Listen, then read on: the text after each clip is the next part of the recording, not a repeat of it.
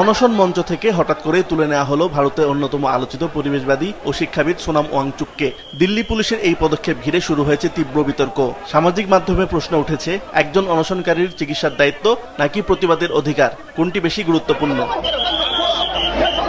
ম্যাগসাইসাই পুরস্কার প্রাপ্ত সোনাম ওয়াংচুক গত 21 দিন ধরে দিল্লির যন্তর মন্তরে অনশনে ছিলেন। তার দাবি, নিট পরীক্ষায় প্রশ্ন ফাঁস ও শিক্ষা ব্যবস্থার নানা অনিয়মের দায় নিয়ে কেন্দ্রীয় শিক্ষামন্ত্রী ধর্মেন্দ্র প্রধানের পদত্যাগ। শুক্রবার ওয়াংচুক বলেছিলেন, শরীর দুর্বল হলেও মানসিকভাবে তিনি দৃঢ় আছেন। এমনকি সোমবার সংসদ অভিমুখে বিক্ষোভ কর্মসূচিতেও অংশ নেয়ার ঘোষণা দিয়েছিলেন। কিন্তু তার আগেই শনিবার সকালে দিল্লি পুলিশ অনশন মঞ্চে যায়। এরপর তাকে জোর করে সেখান থেকে সরিয়ে রাজধানীর সফদরজং হাসপাতালে ভর্তি করা হয়। দিল্লি পুলিশ জানিয়েছে, বিক্ষোভকারীরা বাধা দেওয়ার চেষ্টা করায় সামান্য ধস্তাধস্তি হয়েছে, তবে পরিস্থিতি নিয়ন্ত্রণে রেখে অভিযান শেষ করা হয়। সবচেয়ে বড় প্রশ্নের উত্তর মেলেনি, কেন একজন অনশনরত আন্দোলনকারীকে তার ইচ্ছার বিরুদ্ধে হাসপাতালে নেওয়া হলো।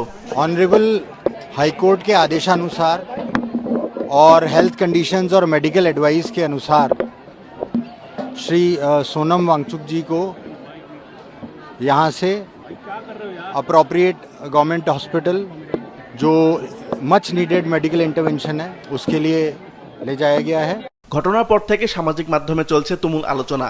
অনেকের দাবি, কারো শারীরিক অবস্থা আশঙ্কাজনক হলে তাকে চিকিৎসা দেয়া সরকারের দায়িত্ব, জীবন রক্ষা করাই সবচেয়ে গুরুত্বপূর্ণ। আবার অনেকে বলছেন, শান্তিপূর্ণ অনশন একটি গণতান্ত্রিক অধিকার।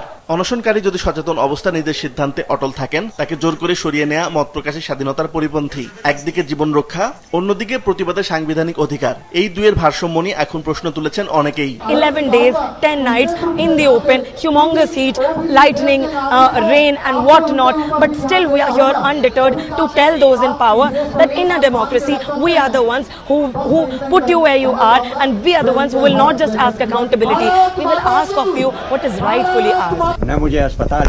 কেউ কেউ এই ঘটনার সঙ্গে গঙ্গা রক্ষা আন্দোলনের নেতা, আইআইটি কানপুরের সাবেক অধ্যাপক ও পরিবেশবিদ জিডি আগরওয়ালের ঘটনার সঙ্গে তুলনা টানছেন। দীর্ঘ 111 দিন অনশনের পর তাকেও হাসপাতালে নেওয়া হয়েছিল।